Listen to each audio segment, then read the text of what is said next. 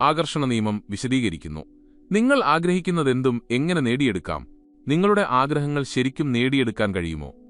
ചിന്തകളിലൂടെ മാത്രം ഒരാളുടെ ജീവിത യാഥാർത്ഥ്യത്തെ രൂപപ്പെടുത്താമെന്ന ആശയം പലപ്പോഴും കൗതുകവും സംശയവും ഒരുപോലെ ഉണർത്താറുണ്ട്. നമ്മുടെ ചിന്തകൾക്ക് പ്രാധാന്യം നൽകുന്നതിലൂടെ മാത്രം ആഴത്തിലുള്ള ആഗ്രഹങ്ങളെ ജീവിതത്തിലേക്ക് കൊണ്ടുവരാൻ സാധിക്കുമോ എന്ന് പലരും ചിന്തിക്കാറുണ്ട്.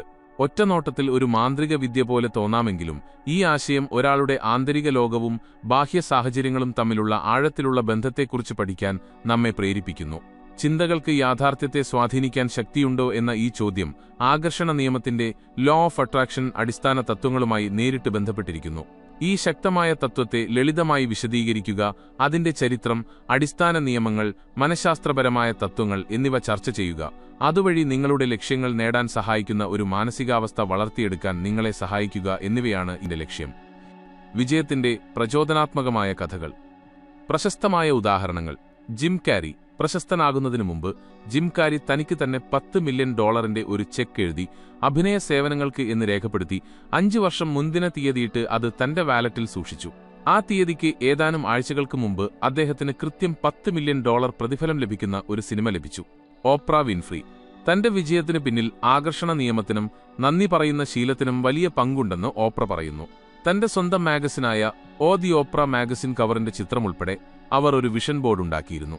വർഷങ്ങൾക്ക് ശേഷം അത് യാഥാർത്ഥ്യമായി. Will Smith.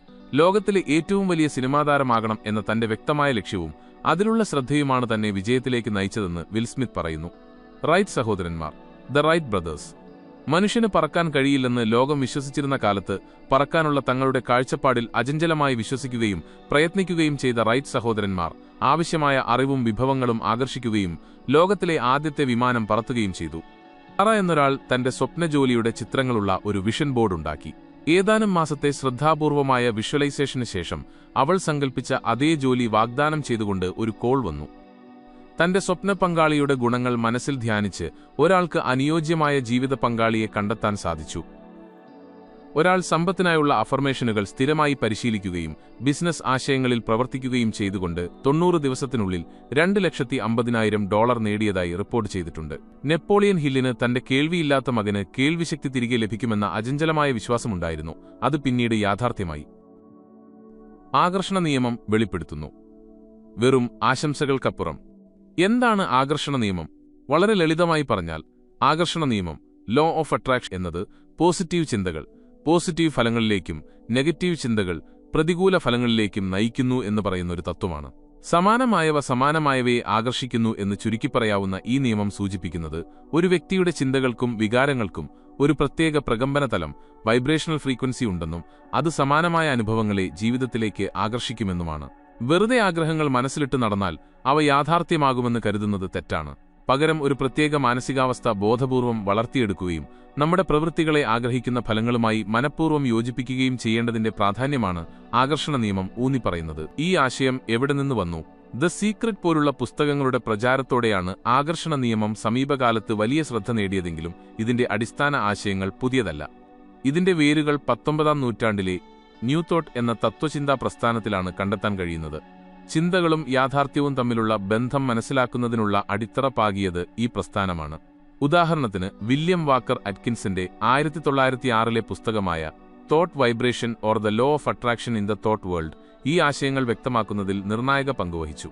വാറ്റിൽസിന്റെ 1910 the science of getting rich എന്ന പുസ്തകം നിങ്ങളുടെ ലക്ഷ്യങ്ങളെ വ്യക്തമായി മനസ്സിൽ കാണാനും സമൃദ്ധിയുടെ ഒരു മാനസികാവസ്ഥ സ്വീകരിക്കാനും പ്രോത്സാഹിപ്പിച്ചു.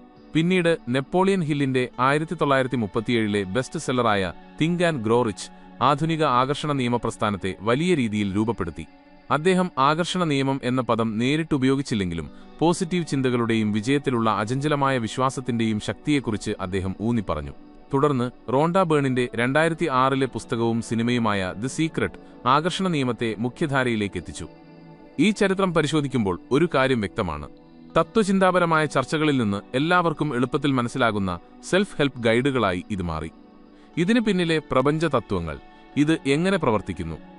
ആകർഷണ നിയമം പ്രവർത്തിക്കുന്നത് ചില അടിസ്ഥാന പ്രപഞ്ച തത്വങ്ങളെ ആശ്രയിച്ചാണ്. സമാനമായവ സമാനമായവയെ ആകർഷിക്കുന്നു. Like attracts like. ഇതാണ് ആകർഷണ നിയമത്തിന്റെ അടിസ്ഥാന ശില. സമാനമായ ഊർജ്ജങ്ങൾ പരസ്പരം ആകർഷിക്കപ്പെടുന്നു എന്നാണ് ഇത് പറയുന്നത്. നിങ്ങളുടെ ചിന്തകളും വികാരങ്ങളും ഒരു പ്രത്യേക ഊർജ്ജം പുറപ്പെടുവിക്കുകയും ആ ഊർജ്ജവുമായി പൊരുത്തപ്പെടുന്ന അനുഭവങ്ങളെയും ആളുകളെയും സാഹചര്യങ്ങളെയും നിങ്ങളുടെ ജീവിതത്തിലേക്ക് ആകർഷിക്കുകയും ചെയ്യുന്നു. മാനസികമോ ശാരീരികമോ ആയ ഒഴിഞ്ഞയിടങ്ങൾ സ്വാഭാവികമായും നിറയ്ക്കപ്പെടും എന്നാണ് ഈ തത്വം സൂചിപ്പിക്കുന്നത്. അതിനാൽ നിങ്ങളുടെ ജീവിതത്തിൽ നിന്ന് നെഗറ്റീവ് ഘടകങ്ങളെ ബോധപൂർവം ഒഴിവാക്കുന്നത് കൂടുതൽ പോസിറ്റീവ് കാര്യങ്ങൾക്ക് പ്രവേശിക്കാൻ അവസരമൊരുക്കുന്നു. വർത്തമാനകാലമാണ് ഏറ്റവും മികച്ചത്. The present is always perfect. ഈ നിമിഷത്തിലെ കുറവുകളെക്കുറിച്ച് ചിന്തിക്കുന്നതിനു പകരം അതിനെ എങ്ങനെ മെച്ചപ്പെടുത്താമെന്നും ആസ്വദിക്കാമെന്നും ശ്രദ്ധ കേന്ദ്രീകരിക്കാൻ ഈ തത്വം പ്രോത്സാഹിപ്പിക്കുന്നു. നന്ദി പറയുന്ന ശീലവുമായി ഗ്രാറ്റിറ്റ്യൂഡ് ഇത് അഭേദ്യമായി ബന്ധപ്പെട്ടിരിക്കുന്നു. ആകർഷണ നിയമം ഫലപ്രദമായി ഉപയോഗിക്കുന്നതിന് ഒരു പോസിറ്റീവ് മാനസികാവസ്ഥ വളർത്തിയെടുക്കേണ്ടത് അത്യാവശ്യമാണ്.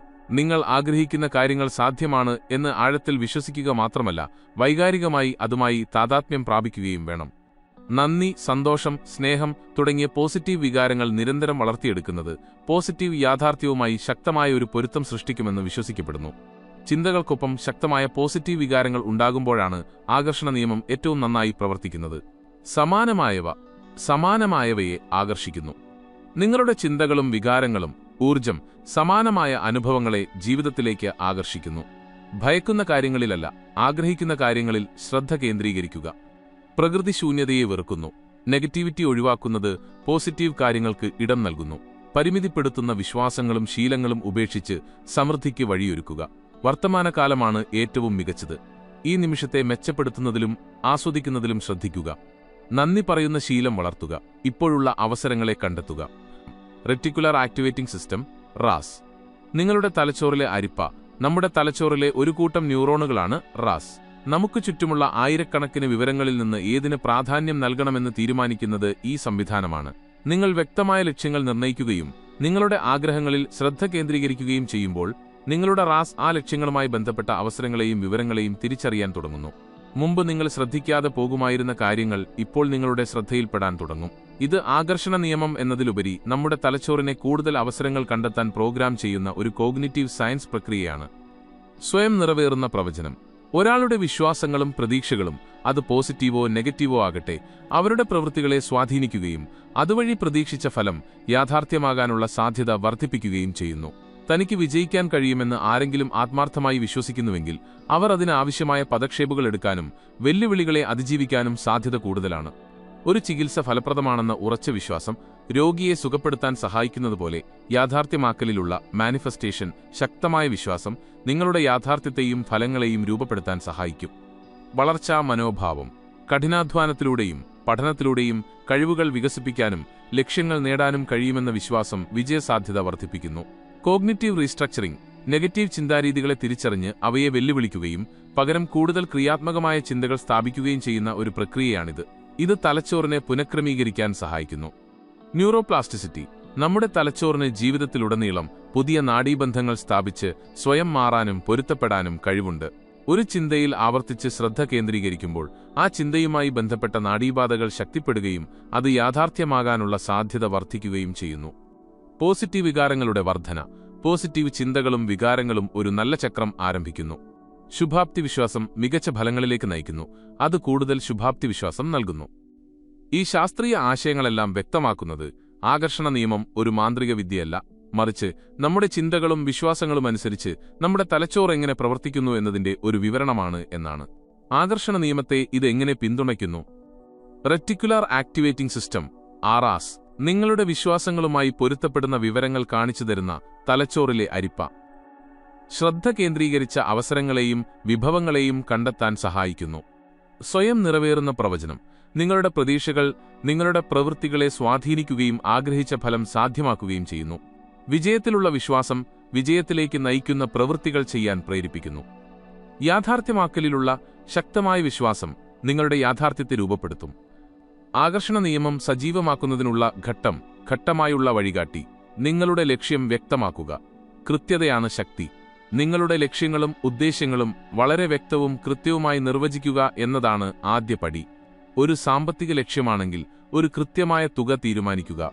ഒരു ജോലിയാണെങ്കിൽ കൃത്യമായ പദവി, സ്ഥലം, ശമ്പളം എന്നിവ വിശദമായി കുറിക്കുക. മനസ്സിൽ കാണുക. വിഷ്വലൈസേഷൻ ആൻഡ് വിഷൻ ബോർഡുകൾ. നിങ്ങൾ ആഗ്രഹിക്കുന്ന ഫലം ഇതിനകം സംഭവിച്ചതായി സങ്കൽപ്പിക്കുക. നിങ്ങളുടെ എല്ലാ ഇന്ദ്രിയങ്ങളെയും ഉപയോഗിച്ച് ആ അനുഭവം പൂർണ്ണമായി അനുഭവിക്കുക. വിഷൻ ബോർഡുകൾ നിങ്ങളുടെ ലക്ഷ്യങ്ങളുടെ ഒരു ദൃശ്യരൂപമാണ്. ചിത്രങ്ങളും വാക്കുകളും ഉപയോഗിച്ച് ഇതുണ്ടാക്കാം.